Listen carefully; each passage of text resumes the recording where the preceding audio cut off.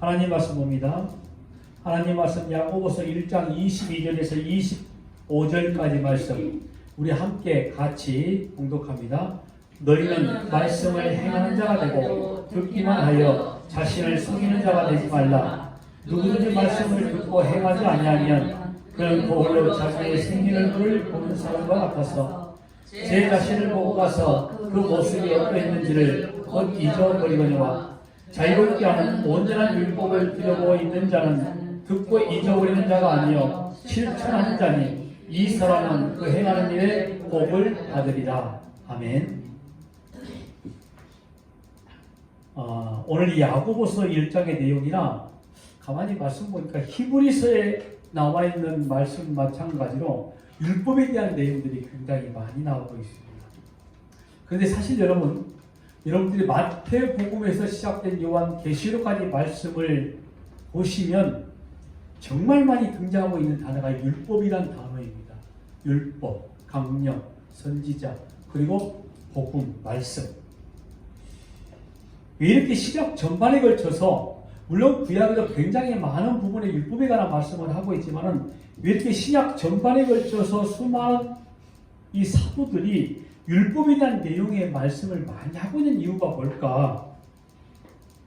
이유는 이 율법의 기능, 율법의 역할, 이 역할이 표지판의 역할이었거든요. 그러니까 복음, 예수 그리스도를 정확히 보여줄 수 있는 이 기능적인 역할이 바로 율법이었는데 이 율법이 그 표지판, 기능의 역할을 제대로 하지 못하고 너무 잘해버린 거예요.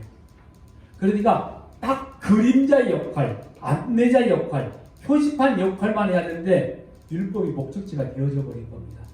그 율법이 전부가 되어져 버렸어요. 그러다 보니까 율법이 진짜인 척, 실제인 척, 그것 때문에 수많은 사람들이 실족을 했었거든요. 우리가 히브리서 말씀을 통해서도 우리가 지금까지 계속 듣고 있는 게 이 말씀이잖아요. 힘들게 유대교에서 기독교 안에 예수를 믿는 무리 안에 들어왔단 말입니다. 그런데 시간이 지나갈수록 그들이 점점점 내가 잘 믿고 있는 걸까라는 의심이 들기 시작한 이유가 딱 한 가지입니다. 아무것도 안 하고 있거든요. 오로지 말씀만 듣고 그 듣는 말씀을 소파는 일밖에 하지 않고 있거든요. 그러다 보니까 그 이전에 했었던 수많은 행위적인 열매가 아무것도 아니라는 이야기를 듣고 그게 뭔가 그렇게 일을 하고 있으면 자기가 살아있는 느낌이 들었는데 그렇지 않다 보니 그 순간에 악한 자들이 들어와서 속살거리기 시작한 거죠. 네가 하고 있는 거 맞는 것 같지? 틀린 거야. 야, 이왕에 너희가 구원을 받은 자야. 그리스도의 은혜가 있어. 근데 이런 행함도 있으면 좋지 않겠니? 라는 게 바로 히브리서 말씀이잖아요. 야고보 사도는 그 일을 조금 더 다른 방향으로 지금 말씀해 주고 있는 내용인 겁니다. 그래서 이 신약 전반에 걸쳐서 이 내용을 계속 이야기하고 있고, 자, 우리가 알고 있는 대로 마태복음, 마가복음, 누가복음, 요한복음, 사복음서의 그 내용 가운데 예수님께서 직접 하신 말씀이 얼마나 많이 있습니까? 근데 예수님이 하신 말씀 속에서도 정말 많은 부분에 율법에 대한 이야기를 하고 있는 거예요. 특별히 예수님은 누구를 딱 찍어서 이야기하죠? 바리새인들. 너희들 틀렸다 이거죠. 너희들에게 주어진 율법은 나를 발견하고 나를 보여주라는 역할을 해야 되는데 도리어 너희들이 가지고 있는 율법을 나를 가리워버렸어. 예수님의 말씀에. 율법 가운데 있는 복음, 진리, 나를 너희들이 알아봐야 되는데 너희들의 율법적인 행위로 나를 완전히 다 가려버리고 그리고 십자가에 죽여버렸잖아. 이런 말이거든요. 그런데 우리가 히브리서, 야고보서, 우리가 신약의 말씀을 통해서 다시 한번 이 말씀을 보는 것은 진짜 복음을 맛보지도 못하고 진짜 복음을 제대로 듣지도 못했기 때문에 우리가 이 말씀을 통해서 진짜를 알아야 된다는 거예요. 진짜를. 제가 옛날에 어떤 청년으로부터 책 선물을 받았다고 그랬죠. 책 제목이 뭔지 아십니까? 기억나세요? 진짜입니까? 가짜입니까? 청년이 목사인 저에게 책 선물을 했는데 당신 목사 진짜야? 아니면 가짜? 이런 질문인 거예요, 솔직히. 그런데 그 청년이 저한테 했던 이야기가 있어요. 제가 장애를 가지고 있는 사랑부라는 애들이었는데 그 장애를 가지고 있는 아이에게 설교를 했을 때 그 친구가 어느 순간에 제 설교가 달라진 걸 알기 시작을 했거든요. 그러면서 저한테 그 이야기를 한 거였어요. 왜 전에는 이렇게 이야기를 안 해주셨어요? 그러면서 제가 그 교회 사역을 마칠 때쯤 그 책 선물한 거였어요. 저는 그 친구 마음속에 어떤 마음을 제가 받냐면은, 목사님 진짜인 척 하지 마세요. 가짜이면서 진짜가 되어주세요. 아마 이런 바람이 아니었을까라는 생각을 합니다. 진짜 복음을 알지 못하면 가짜가 진짜인 척 하기 시작합니다. 특별히 말씀을 전하는 목사라는 역할을 하고 있는 제게도 큰 말씀이기도 하지만은 여러분들 역시도 마찬가지거든요. 목사가 보는 성경, 여러분들도 똑같은 보는 성경이고요. 목사가 알 수 있는 거 여러분도 알 수 있는 거고요. 저보다 훨씬 더 공부를 잘하시는 분들은 훨씬 더 빨리 알 수도 있습니다. 제가 지난주에 말했죠. 신학교 때 F 맞았다고. 그런데 요즘은 성경을 보면 이런 거였어. 왜 이전에는 보이지 않았을까요? 그때는 복음으로 진리로 제대로 보지 못했기 때문인 거예요. 야고보 사도가 행함이란 내용을 이야기를 하고 있으면서 진짜 행함이 어떤 거냐를 정확히 지금 말씀하고 있는 게 어떤 거냐면은 복음, 진리, 예수, 이걸 알고 이걸 행하고 이걸 보여주는 게 진짜 행함 있는 믿음이라는 사실을 이미 지금 말씀해 주고 있는 거거든요. 지금 우리가 이 말씀을 읽어야 되는 이유가 어떤 거냐면은 2000년 전 시대에, 그러니까 이 야고보서 말씀을 처음 들었던 그 수신자들, 그 사람들과 우리와 다를 바가 없다라는 거예요. 여러분 놀랍게도. 여기에 우리가 충격을 보게 된다고 그랬죠. 우리는 이미 수많은 성경을 통해서 율법의 어떤 기능을 가지고 있는지 충분히 알 수 있으면서도 불구하고 야고보 사도는 이걸 지금 지적하고 있으면 너희들이 행하고 있는 행함, 흔한 말로 구제, 나눔, 베품, 선행, 이런 것들이 우리가 해야 될 행함이 아니라 진리를 말하고 진리를 듣고 진리 안에 있는 게 진짜 행함이라고 말하고 있는 이 사실을 너희는 아직도 모르겠니? 이러하는 거거든요. 2000년 전에 사람들은 이 소리를 듣고 알아갔는데 너희들은 성경 수많은 것들을 도대체 왜 알지 못하느냐 이거죠. 그래서 여러분들에게 이렇게 질문할 수 있어요. 제가 여러분들 진짜입니까? 아니면 가짜입니까? 오늘 말씀에 거울이라는 단어가 등장합니다. 말씀에 거울이라는 거죠. 누구든지 말씀을 듣고 행하지 아니하면 그는 거울로 자기의 생긴 얼굴을 보는 사람과 같아서 하나님의 말씀을 듣지도 못하고 듣지도 않고 행하지도 않으면 그는 거울로 자기의 생긴 얼굴을 보는 것 같아서 누구인지 그 다음 뭐라고 하죠? 모른다는 거예요. 그럼 말씀을 알아듣지 못하고 말씀 가운데 있지 않으면 나의 존재가 어떤 존재가를 모른다는 이야기라니까요. 성경의 맨 처음 질문이 뭐라고 그랬죠? 너 누구니? 이거예요. 그래서 가장 먼저 아담과 하와의 범죄한 사건을 성경에서 이야기하고 있는 게 뭐냐면은 너 죄인이구나 이걸 지금 보여주기 이야기하는 거죠.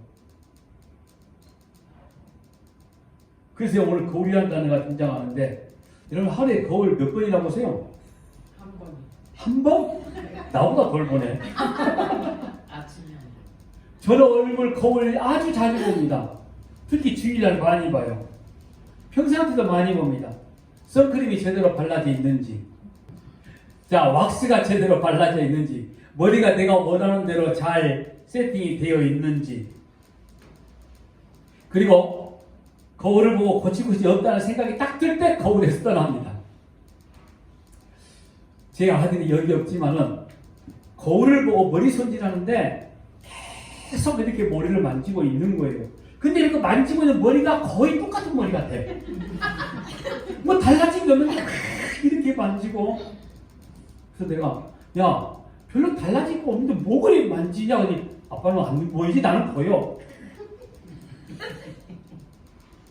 제가 왁스 이전에 뭘 발랐냐면은 젤을 발랐습니다. 젤을 발랐을 때는 저는 쫙 넘기고 한번 내리고 딱 끝이었는데 왁스를 바르기 시작하고 들어올 순간에 나도 저희 아들과 똑같아졌어. 별반 다를 바 없는데. 아마 제 아들이 보면 분명히 그 소리 했을 때 아빠도 똑같아. 근데 어느 순간에 별반 다를 바가 없는데 내가 만족하는 순간이 딱 있어요. 그때 거울을 안 보는 거거든요.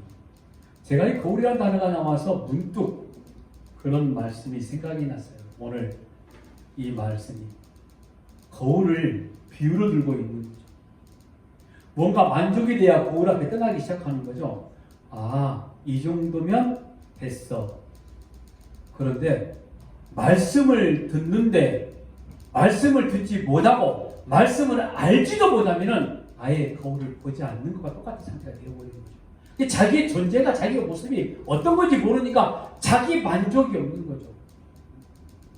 물론 여기서 말하는 만족은 외관적인 걸 이야기하고 있는 것과 동시에 내가 하나님의 말씀에 내가 어떤 존재인가를 알고 하나님의 그 진리가 내 안에 어떤 역할, 어떤 적용, 어떤 작용 이걸 우리가 정확히 파악하기 시작하면 우리는 그저 하나님 우리 아버지 앞에 감격과 감사로 무릎 딱 꿇을 수밖에 없는데 이게 안 되니까 말씀의 거울 앞에 서 있지 못하고 자기 나름대로 판단해버리니까 이 정도면 됐어라고 자기 나름대로 판단해버리니까 엉뚱한 신앙생활을 하고 있다 보니 당신 진짜야 가짜야 이렇게 물어볼 수밖에 없는 거죠.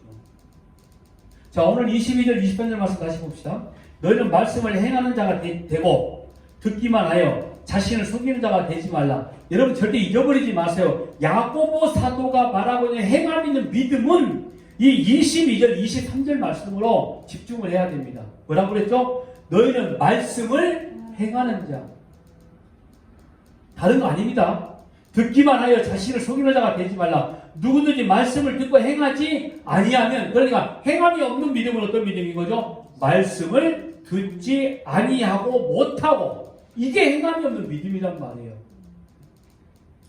자, 여기서 보니까 또 너희는 도를 행하는 자가 되고 듣기만 하여 자신을 속이는 자가 되지 말라 이거예요.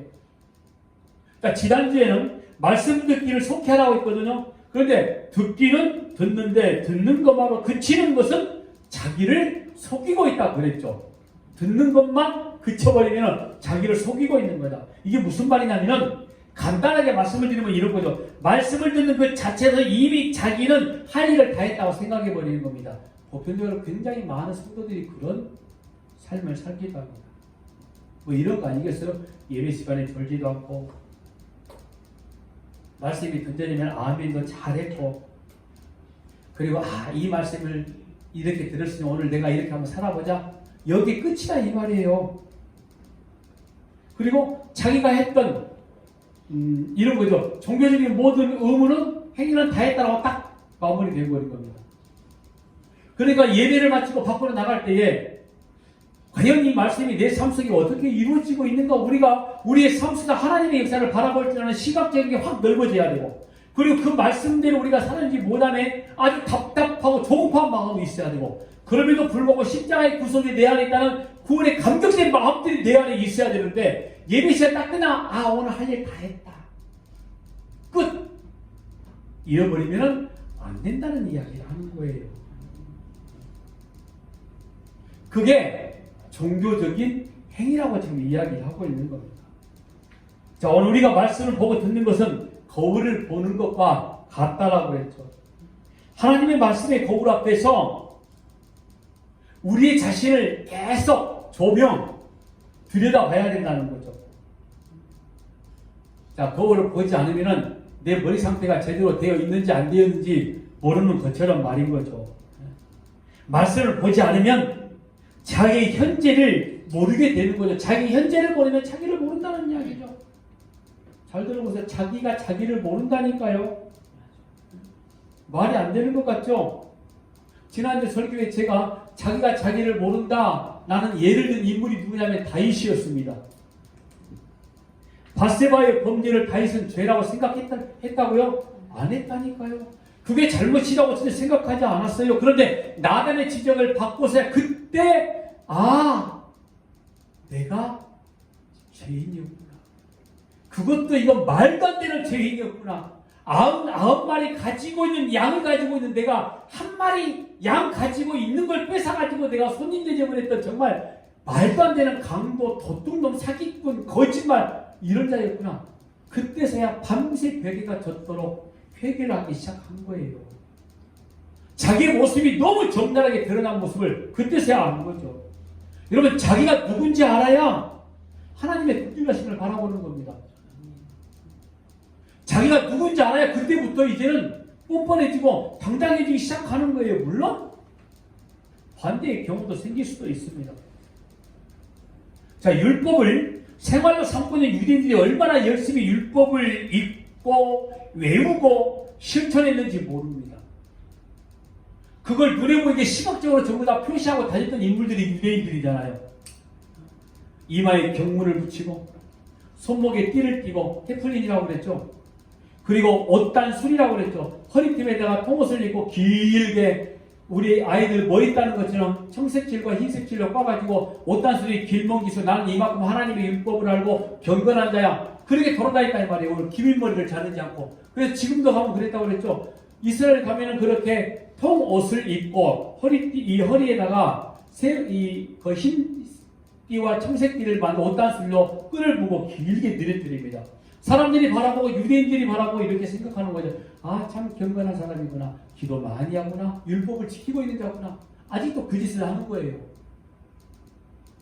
가짜들이 하는 짓인 거죠. 자기가 어떤 존재를 제대로 모르고 있는 겁니다. 율법을 통해서 자기가 정확히 누구인지 알았다라고 생각하고 있는 유대인들이 지금도 그런 짓을 하고 있다는 것은 진짜가 아니라 뭐라고요? 가짜란 말이죠.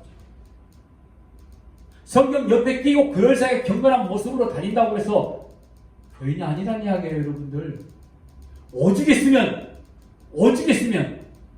천국은 누구의 것이라고요? 침노하는 자.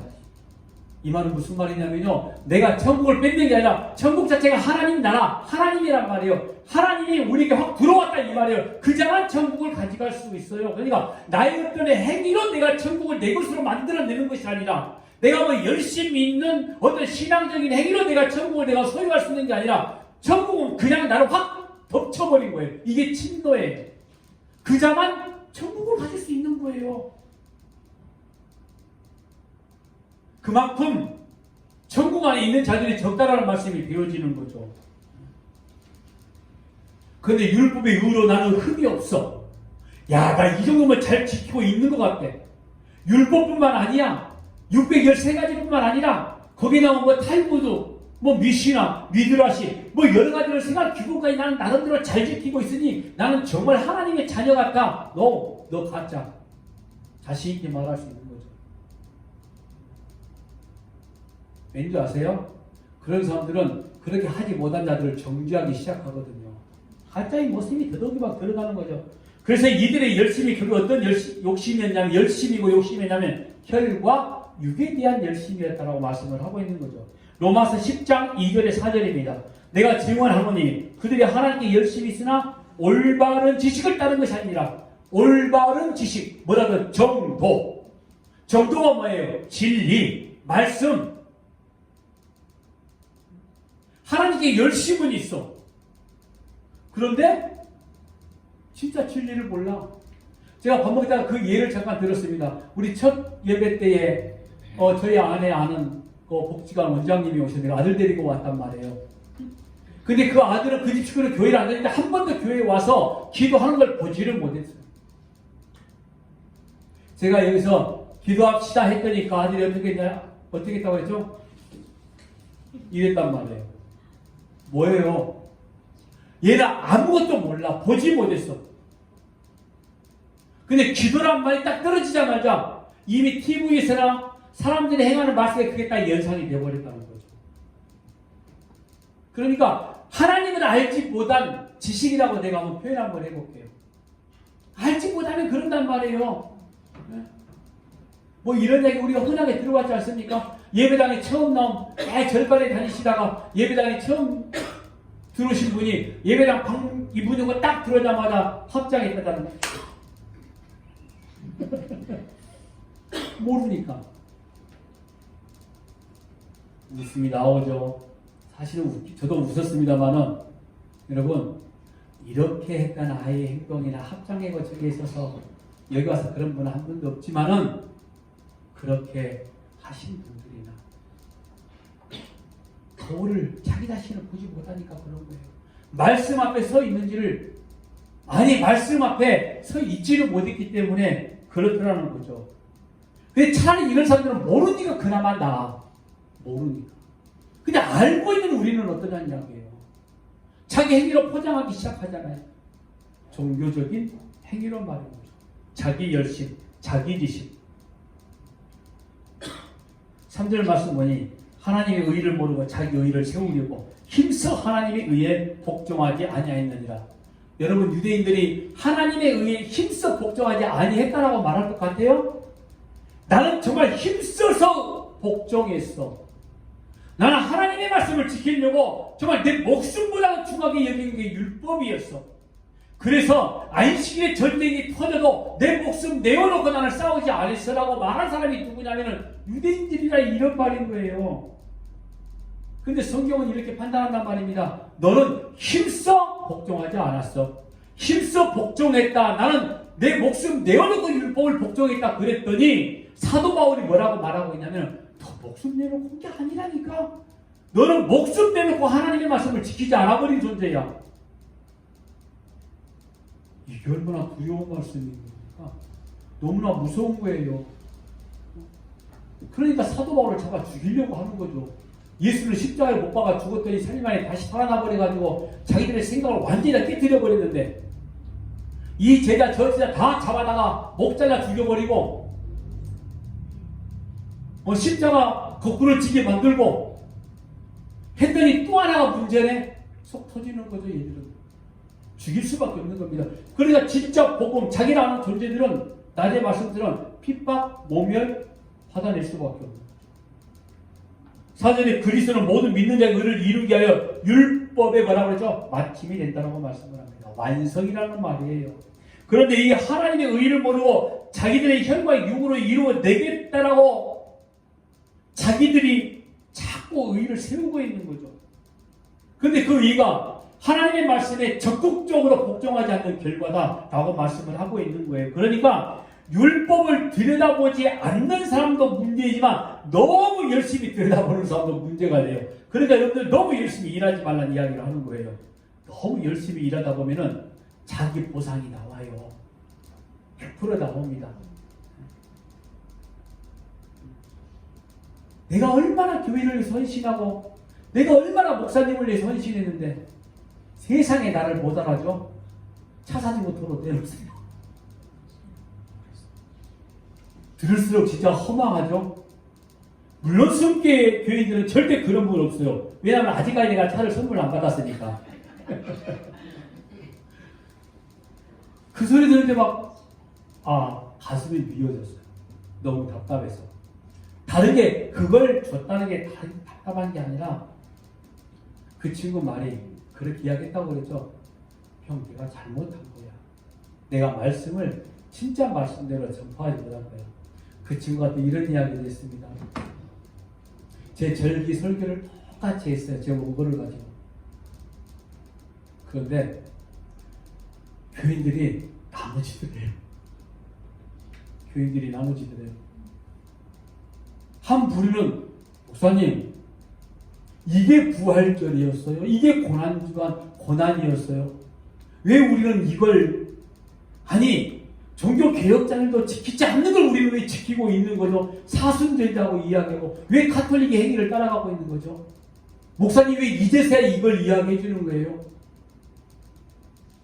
근데 한쪽에서는 목사님들이 좀 뭘 어디서 듣고 온 거예요? 지금까지 해왔던 거 그럼 지금 이거 하고 있는 교회는 다 잘못된 겁니까? 나머지들이에요. 정말 심한 갈등이 생겼대요. 그러다 보니까 자기도 모르는 사이에 설교가 위축되기 시작한 거죠. 그러다가 추수감사절 설교를 따가면서 확신을 얻었대요. 추수감사절은 절대로 지키면 제가 안 된다 그랬죠. 그건 성경에도 없는 것이기 때문에 더더욱이 그 이야기를 했대요. 추수감사절 때. 추수감사절 때 막 이렇게 갖다 놓고 막 하잖아요. 제사밥 챙기는 것처럼 진짜 웃기는 짓을 많이 하잖아요. 앞에다 쫙 진설해놓고. 그거 하지 말라고 했대요. 절대 하지 마세요. 그리고 추수감사절 헌금 봉투 하지 마세요 했더니 그때서야 사람들이 조금 인식하기 시작해요. 그러면서 확신을 가졌대요. 그때 또 역시 마찬가지로 두 부류로 나눠지는데 그때 확신을 갖게 된 게 복음을 이야기해야 되겠구나. 그때 그런 갈등으로 계속 하다 보니까 자신 있게 선포하다가 어쩔 때는 살짝 그 목사 표현을 쫄 때가 있고, 그런데 그 순간에 그 이야기를 하는 거예요. 목사님, 복음만을 이야기했어야 되는 거예요. 진짜 11조가 진짜 감사가 뭔지를 말했어야 되는 거예요. 그걸 제가 말하지 못했네. 교회에 들어가는 뭐 재정 운영적인 거 많다 보니 그렇게 할 수밖에 없었던 것도 솔직히 있었네. 그 이야기를 하는 거예요. 그래서 그게 답답했던 거죠. 같이 답답하고 안타까웠던 것은 모르겠습니다. 다른 친구들은 어떤 모습이 답답했는지. 그런데 그 친구와 저는 그러게 답답했어요. 우리가 제대로 하지 못한 거라는 거죠. 그러니까 율법이 어떤 역할을 하는지 정확하게만 이야기를 해주면, 우리가 복음이 어떤 건지를 정확하게 알기만 시작하면 그럴 수 없다는 거예요. 오늘 이상하게 다른 이야기를 많이 하게 되는데 조금 전에 했던 이야기도 마무리할게요. 딱지된 교회 이야기. 어떤 건지 아세요? 교회가 그냥 작은 교회 아니에요. 꽤 커요. 상가를 분양받은 거예요. 그런데 그 목사가 신공 돈이 많이 든 건 아닌데 조금 가지고 있었어요. 그랬더니 자기와 늘 선교 한 10년 넘게 20년 가까이 선교하고 그 우리 친구 목사를 전적으로 물신양면으로 헌신했던 의사 안수 집사, 목사님, 교회가 제 겁니까? 하나님의 것이죠. 대출 받아서 교회를 딱 해놓고, 그런데 목사님 명의로 안 되니까 제 명의로만 해놓을게요 하고 뭐 했어요. 그리고 대출 받은 거 이자 내고. 그런데 어느 날 갑자기 내용지면 딱 던져놔가지고 목사님 교회 비워주세요. 자기 거니까. 야, 지금까지 내가 이자 내고 있었는데 그게 무슨 소리냐? 저 그거 목사님 월세 받는 거라고 생각할게요. 그럼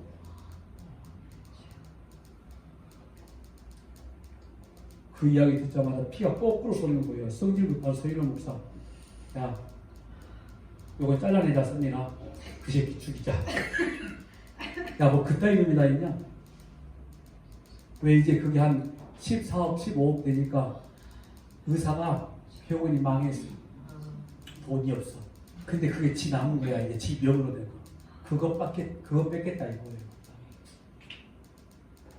왜 그런지 아세요? 자기가 지금까지 했던 게, 그리고 그 목사를 그렇게 했던 것도 전부 다 제가 도왔다는 생각을 하는 거죠. 그러니까 그게 하나님 앞에 했던 거라고 생각하지 않는 거예요. 자기 의로 자기만 보고 있는 거죠. 어려워지니까 그게 자기의 보상이라고 이제는 생각해 버리는 거죠. 웃기는 건요, 뭐라고 말하면 이것도 하나님이 자기에게 주신, 한 번 더 기회를 주신 그 기회인데 왜 목사님이 안 나와냐 이거예요. 그리고 내용증명 보내가지고 어느 날 갑자기 떼거지로 우르르 와가지고 빨간 딱지 전부 다 붙여버려요. 웃기는 건요, 의자 하나하나에 다 붙였대요. 아, 그 소리 듣는데 정말 화가 나기도 하고. 그 친구도 이렇게 이야기했어요. 하나님 앞에 헌신했다, 헌금했다. 그게 진짜 정확히 무엇인지를 내가 말해주지 못했다는 거예요. 여러분, 말씀을 말씀대로 제가 만약에 여러분들을 가르치지 못하고 있다고 그러면 똑같은 결과가 나올 수도 있다는 거죠. 그래서 때로는 중복이 되고, 아니 중복이 아니라 어차피 성경에서는 하나님에 관한 이야기만 하고 있는 거죠. 그래서 성경이에요. 그래서 성경.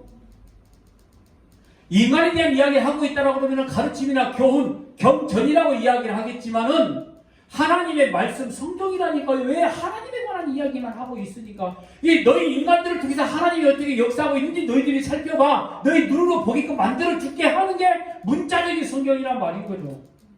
그리고 그 성경을 찾고 우리가 인간의 모습으로 해석하고 인간의 뜻이라고 이야기하고 인간에게 주어진 말씀인데 그건 하나님을 알고 너를 알아라는 말씀인데 그 가운데 뭔가 내가 얻어낼 게 있다라고 착각을 하고 있는 거죠. 보상심리, 기복, 신비.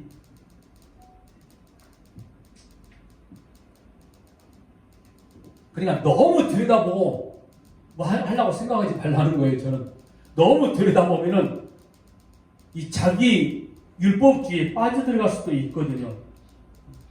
그나마 제가 여러분들보다 조금 더 성경 보니까 저보다 조금만 더 보세요.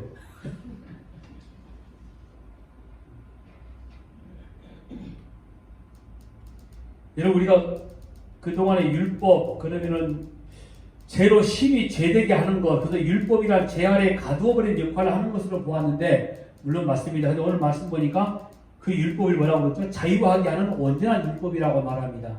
오늘 이 말씀 속에 정말 자유하게 하는 그 온전한 율법이 우리 안에 임하기를 바랍니다. 자, 어떻게 율법을 자유하게 하는 온전한 율법이라고 말씀할 수가 있는 것일까? 보니 야고보는 행함을 강조하는데 행함을 강조하는 것이라면 율법적인 행함이 강조되어야 되는 거거든요. 그런데 정작 본문에서는 자유하게 하는 온전한 율법을 말씀하고 있다는 거죠. 그러니까 자유하게 하는 온전한 율법이라는 것은 모세의 율법 조문이 아니라는 거예요. 그러니까 야고보는 이 율법의 문자적인 직함이나 행함을 말하고 있지 않고 율법의 완성에서 나오는 행함 그게 뭐예요? 아까 말했죠? 신이라는 거죠. 말씀이라는 거죠. 2장 8절 말씀 볼까요? 너희가 만일 성경에 기록된 대로 내 이웃 사랑하기를 내 몸과 같이 하신 최고의 법을 지키며 잘하는 것이거니와. 자, 여기에 이 말씀, 최고의 율법, 우리가 율법을 지켜야 된다라고 말하는 것은 말씀을 알아야 된다. 그러니까 온전하게 만드는, 자유롭게 온전하게 만드는 율법의 시작을 어떻게 지금 하고 있냐면은 2장 8절에 말하고 있는 게 내 이웃 사랑하기를 내 몸과 같이 하라 하신 최고의 법을 지키면 잘하는 것이거니와 라고 이렇게 시작을 합니다. 율법을 잘 지키는 걸 지금. 자, 그리고 2장 15절 16절 만일 형제나 자매가 헐벗고 일용할 양식이 없는데 너희 중에 누구든지 그에게 이르되 평안히 가라 덥게 하라 배부르게 하라 하며 그 몸에 쓸 것을 주지 않으면 무슨 유익이 있으리요. 이게 무슨 이야기를 하고 있는 거죠? 이웃 사랑에 관한 말씀인 거죠. 그러니까 야고보가 말하고 있는 행함이라는 건 어떤 거냐면 율법에서 말하는 사랑이 아니라 율법의 완성에서 말하는 사랑. 율법의 완성에서 말하는 사랑이라고 했습니다. 율법에서 말하는 사랑이 아니라 율법의 완성. 자, 또 볼게요, 먼저. 그러면은 야곱만 그런 게 아니라 사도 바울도 역시 마찬가지로 그런 이야기를 합니다. 로마서 13장 10절입니다. 사랑은 이웃에게 악을 행하지 아니하나니 그러므로 사랑은 뭐라고 하죠? 율법의 완성이니라. 잘 들어보세요. 사랑은 율법의 완성이다 라고 이렇게 이야기했습니다. 그러니까 율법 안에 있는 사랑을 지켜내는 게 완성이 아니란 말이에요. 자, 그리고 우리가 5절도 말씀했지만 큰 계명, 새 계명을 뭐라고 그랬죠? 사랑이라고 이야기를 했죠. 자, 조금 더 이제 다른 관점에서 그 율법의 완성이 무엇인지 다시 한번 볼게요. 21절입니다. 야고보서 1장. 우리가 이미 봤던 거죠. 그러므로 모든 더러운 것과 넘치는 악을 내버리고 너희 영혼을 능히 구원할 바 마음에 심어진 말씀을 온유함으로 받으라. 여기 말씀 보니까 마음에 심어진 뭐라고 그랬죠? 말씀. 이전 성경은 마음에 심어진 도라고 그랬습니다. 자, 그런데 모세의 율법을 어디에 새겼죠? 그렇죠. 돌판에 새겨진 겁니다.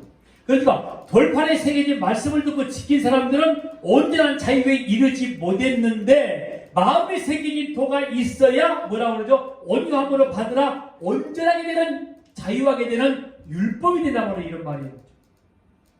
자, 마음에 새겨지는 말씀을 듣는다.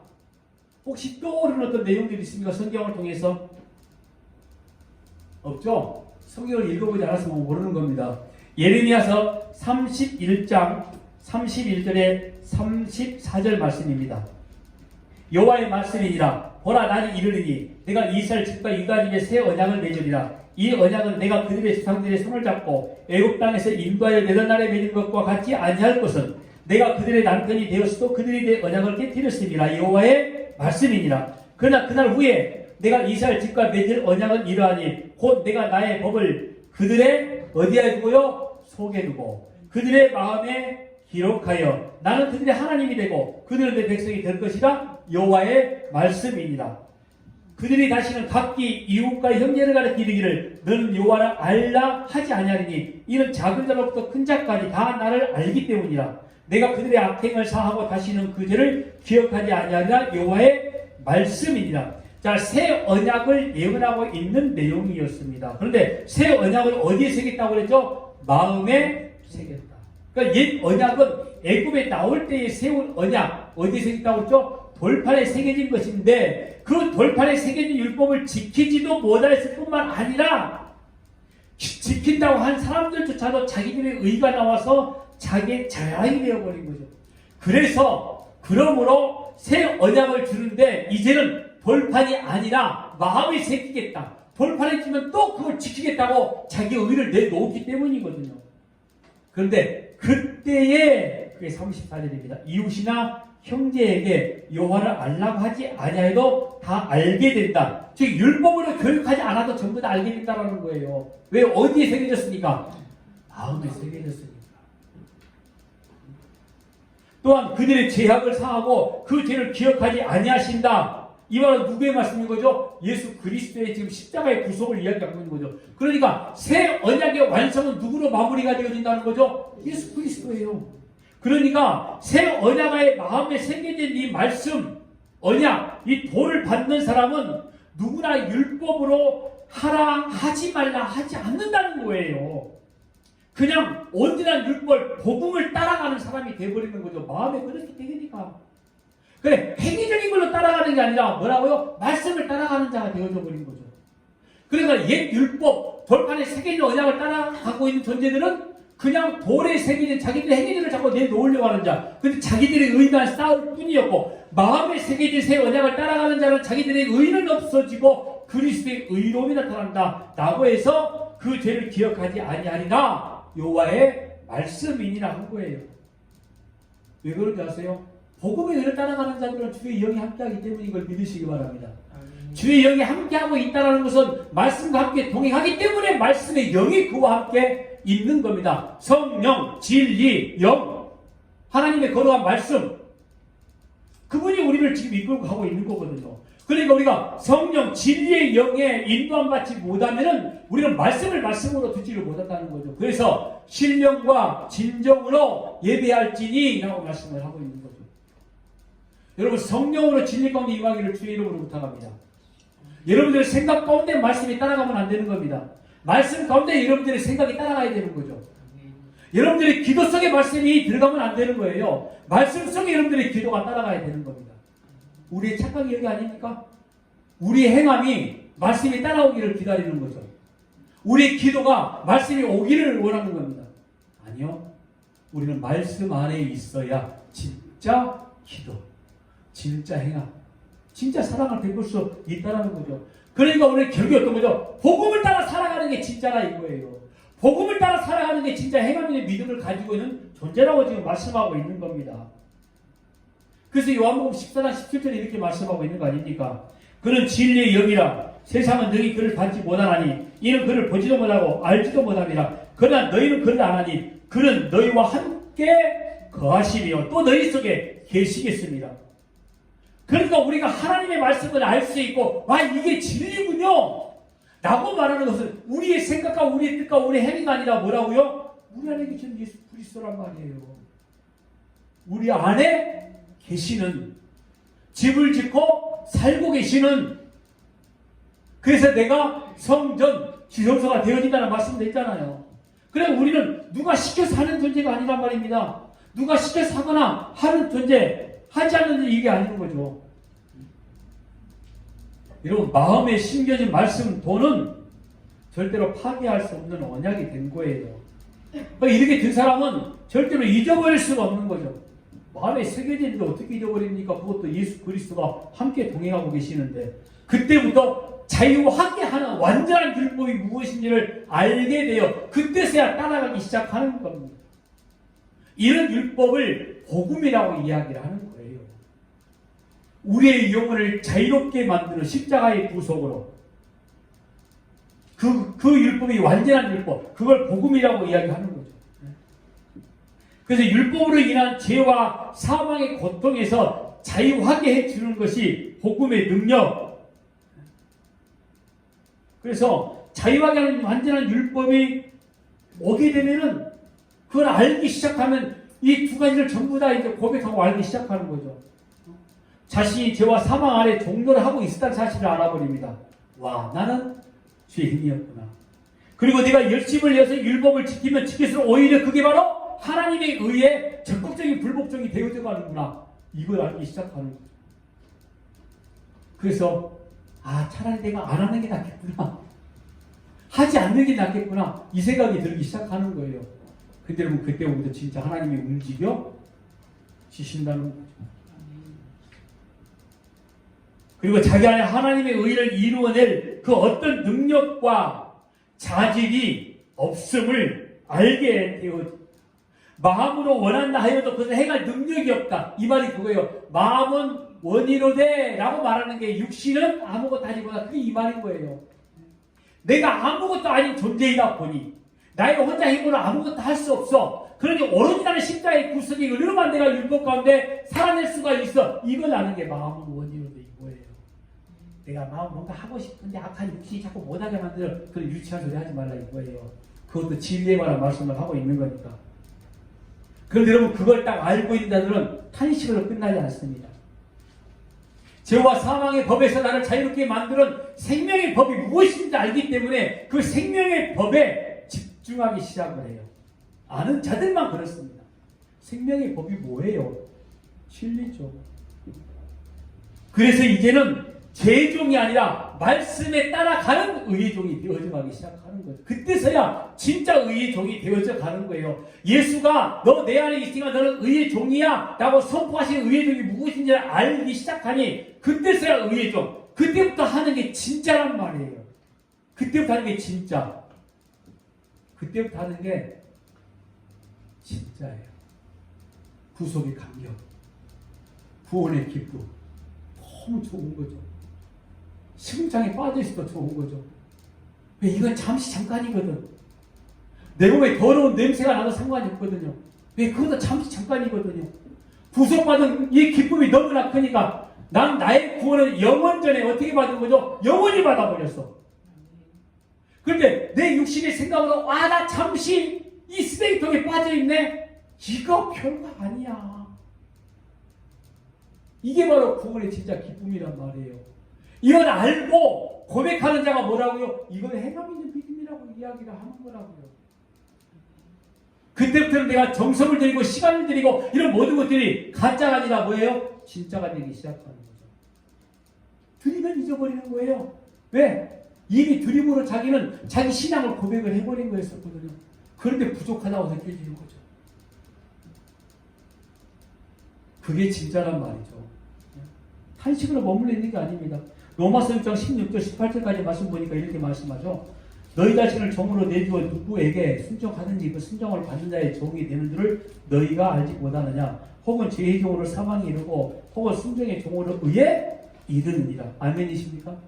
하나님께 감사하리로다. 너희가 본래 죄의 종이더니 너희에게 전하여 준 바 교훈의 본을 마음으로 순종하여 죄로부터 해방된 의에게 종이 되었느니라. 의의 종이 된 사람은 죄의 종에서 자기 마음대로 빠져나올 수 없었던 것처럼 절대로 의의 종에서 다른 데로 빠져나갈 수 없습니다. 이제는 그걸 우리가 신학적인 용어로 성도의 견인이라고 이야기하는 거예요. 딱 붙잡아버렸어. 딱 붙잡아버렸어. 저는 이 말씀을 할 때나 이 말씀을 준비할 때 참 좋습니다. 야, 아무리 내 모습 이리 보고 저리 봐도 마땅치 않은데 그래도 하나님이 나 붙잡고 계시네. 그래서 내 인생 내 마음대로 한번 살아보자 이거 아니라고 그랬죠. 그런 생각 들자마자 어떤 생각이 든다고 해서 조금 더 진리 가운데 가까이 가보자 이 생각이 드는 거예요. 그러니까 야 하나님이 나를 붙잡고 계시니까 어떻게 살아도 나는 구원받은 존재야. 그러니까 대충 한번 살아볼까 하는 사람들은 진짜가 아직 뭔지 몰라. 그런데 그걸 아는 자들은 야 그러니까 좀 더 말씀 가운데 있어야 돼. 이게 진짜인 거죠. 진짜인 거죠 이게.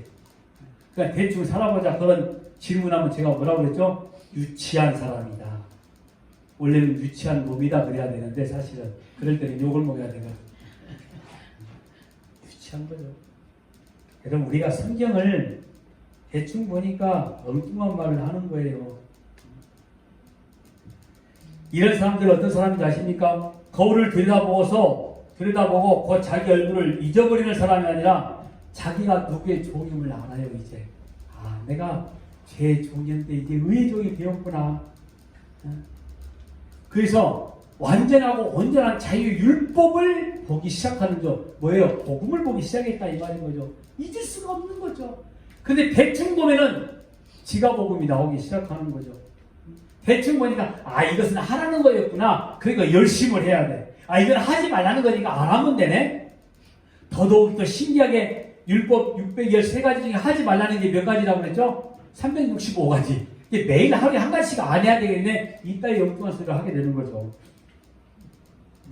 근데 자세히 봐봐요. 뭐라고 말씀하고 있는지 율법은 너 죽었어. 너 죽어야 돼. 죽어야 된다니까 아직도 안 죽었니? 계속 이 소리 말하고 있거든요. 율법의 기능이 그래요.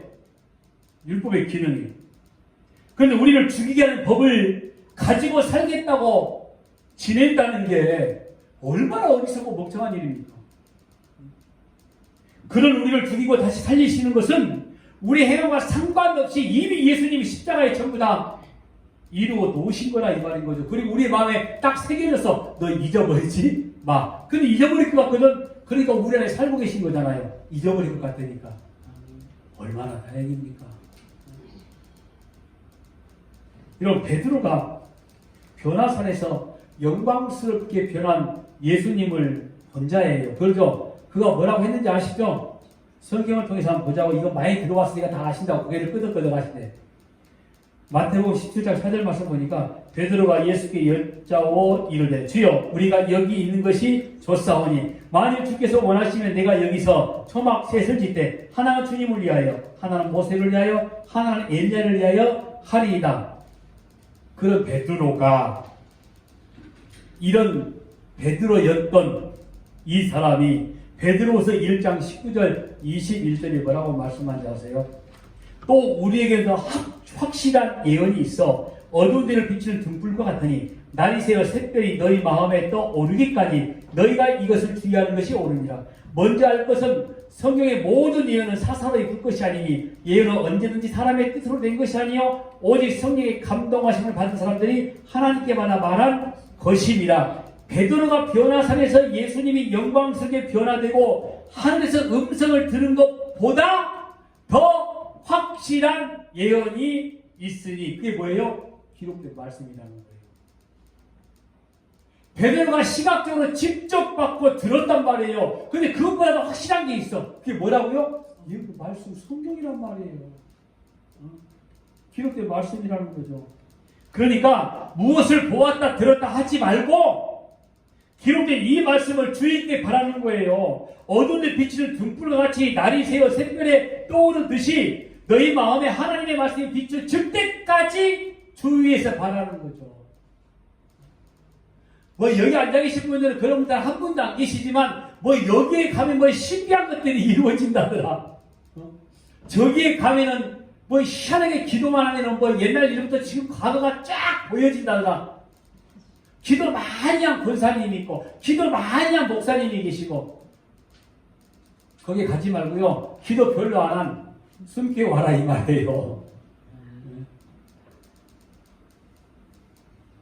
야고보식으로 말하는 자유롭게 하는 온전한 율법 너 누군지 아니라고 이렇게 시작을 하고 결론을 내려버리는 겁니다.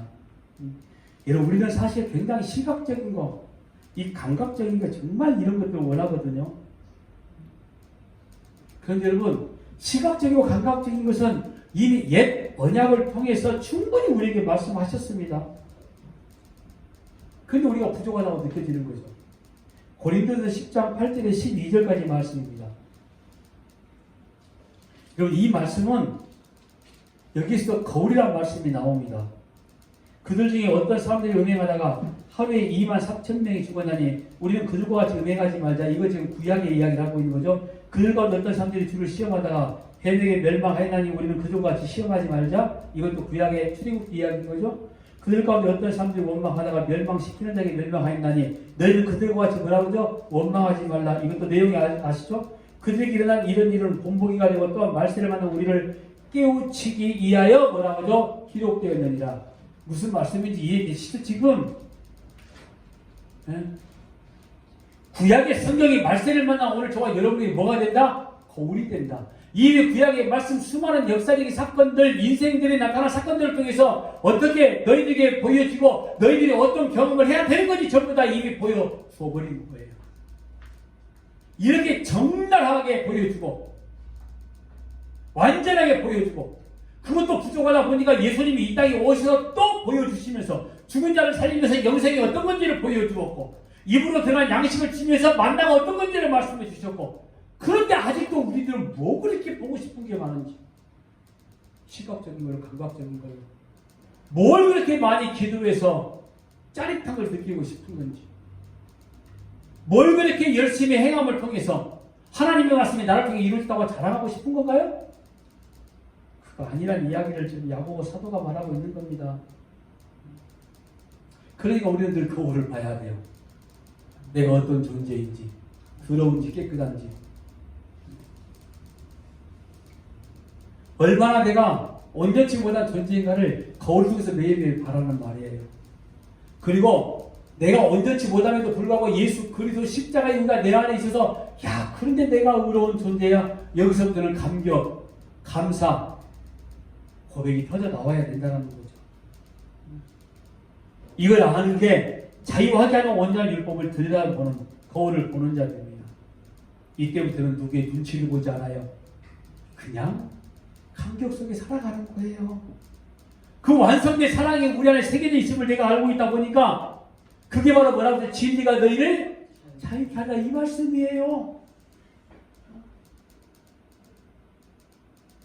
이게 바로 행함 있는 믿음을 말하는 야고보의 고백인 거죠.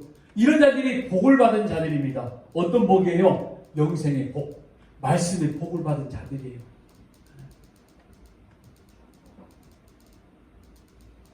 교회에 전신 거울이 2개나 있어요. 가시기 전에 한번 싹 보고 가세요. 내가 누구인지. 저는 매일 봅니다. 전신 거울을. 근데 거울 1개는 별로예요. 1개는 좋은데 1개는 한 72까지 커 보이더라고 내가. 1개는 작게 나와. 근데 그것도 세우기 나름이에요. 무슨 말씀을 하고 있는 건지 아마 여러분들은 저보다 훨씬 더 지혜로워서 다 알 수 있으리라 생각이 되고 거울 앞에 바로 서 있어서 진짜 나를 바라보고 진짜 예수를 바라보는 저와 여러분 되시길 예수님의 이름으로 간절히 부탁합니다.